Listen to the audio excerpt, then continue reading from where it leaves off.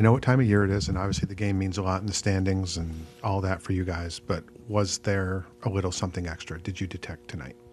I mean, the energy in the building was great. You know, if you're a competitor, you love this kind of environment. We didn't do any kind of extra motivational speech, you know, leading up into this. It was more about us just staying the course with our process. I didn't go, you know, person to person to ask them, we want to kind of just, keep it steady, right now, more than anything. But defensively, that was probably one of our more consistent efforts, all the way through. But look, I'll tell you what, you take out the New York and Memphis games, we've been defending for 6 weeks, pretty hard.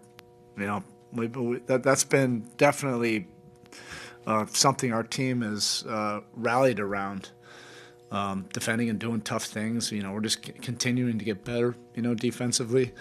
And we kind of had it all together, tonight. Obviously, that's a big difference when Curry is not playing. There's no question about that. He creates an offense unto himself, a bunch of overreactions and all that stuff. But I'm just talking about the efforts.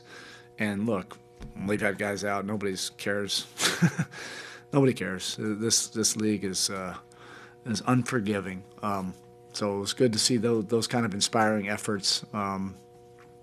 From multiple guys, throughout the course of the game. Coach Bam seemed like he led that defensive energy, especially on both sides of the floor, and even starting him on Jimmy. Can you just kind of talk about his overall performance defensively? Yeah, I mean, look, that's not even something that we just did for this game. Come on, look at the last 6 weeks. We're starting Khalil. He usually guards the center. Bam guards whoever the best, big wing is. So he's taken on this challenge. It's a new development chapter in his defensive prowess. And again, we haven't been winning, so no one notices, and who cares? But it's the commitment, to do a lot of tough things, and so yes, he made some inspiring plays right out of the gate, and that just kind of energized everybody else and inspired the next guy to make a play. Then Khalil started making plays. Then you bring in Davion and H, and they're flying around, playing hard as heck. It becomes contagious.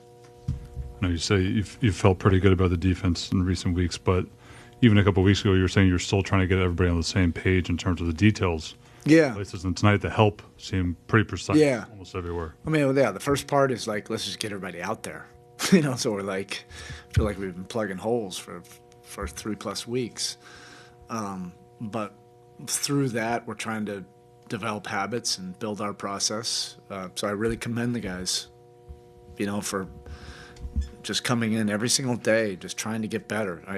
That sounds like a given. It's not in this league. It's really unique how this team approaches every single day. I really commend the group. I admire the group.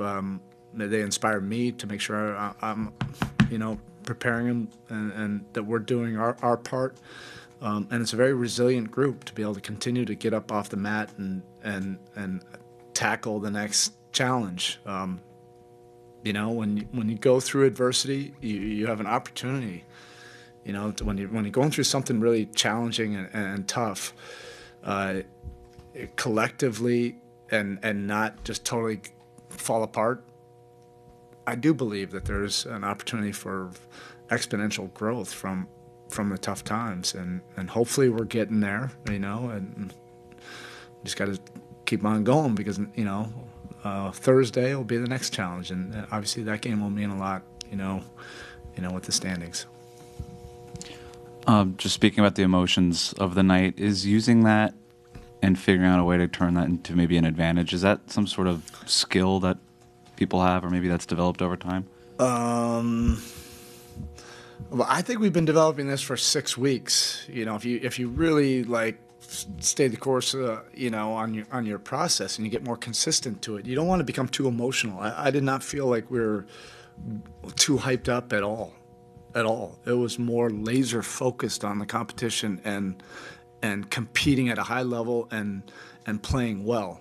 That's the fine line you always need to try to find in team sports.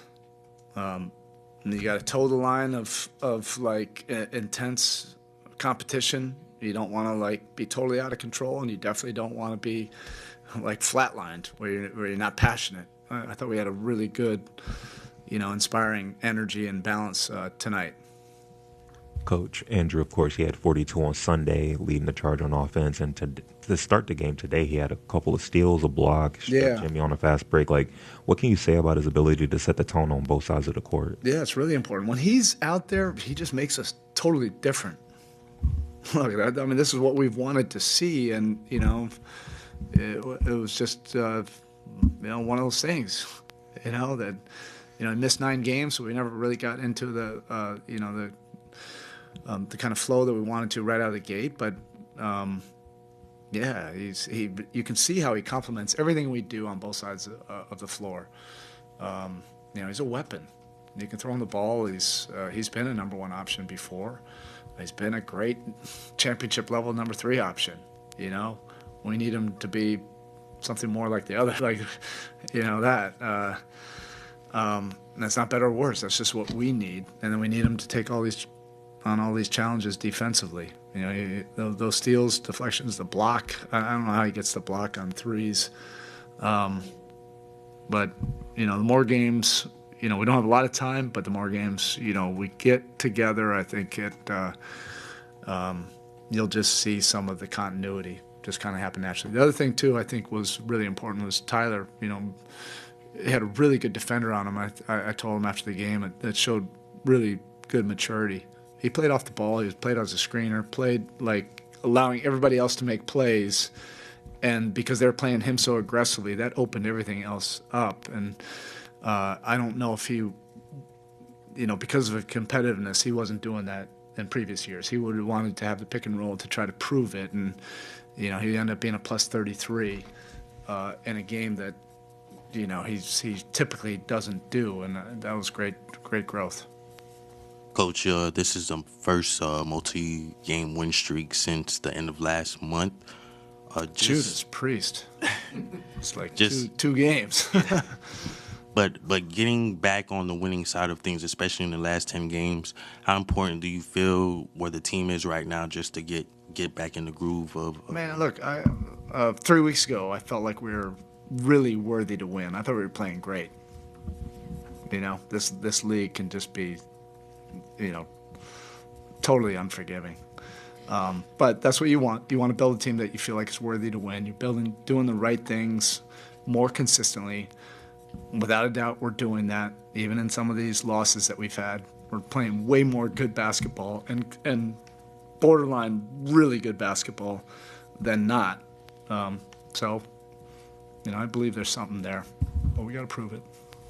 Spo, that Warriors team has defenders like Draymond and Gary Payton and Jimmy who can just wreck offenses, and yet you guys shot 55 and 68. What did you like in a high motion game from your offense that allowed you to do that? Well, the maturity of that. Part of that, what I was explaining about Tyler, but we've really been trying to develop, for 3 months, other aspects where it's not just pick and roll dominant. And it takes a mature team, to work on that and then not get the wins and continue to see that that's where we need to go.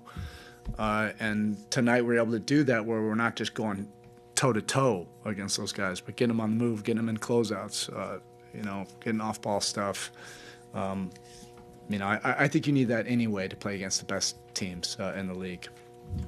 You've talked about the growth of Khalil in different areas of his game, but this game he seemed to really be dominant in the dunker spot and just kind of finding the comfort and timing and all that stuff. Where have you seen him grow in that area? Not just to stand there. So if a team's now, more often are going to put their 5s on Bam for whatever reason, then they'll have a smaller guy on him. That doesn't mean we're going to duck you in and post up, but you can create a lot of havoc in that dunker spot. Somebody drives, it's an automatic dunk. And then that makes them rethink what they're going to do with that matchup. Offense rebounding, his crash percentage has gone up in the last 3 weeks from emphasis and showing that if you're putting a small guy on there, I think it was LaMelo was on him the first time 3 weeks ago, and he didn't have any offensive rebounds. Well, you got to really punish guys there. There's a bunch of different ways you can punish them, and then also in pick and rolls, and then a bunch of random different stuff. So he's got the IQ where he's starting to see it, and he's earning more opportunities. But he's impacting the game. That's the most important thing. Impact the game, and as a young guy, he's starting to get there. Okay, thank you.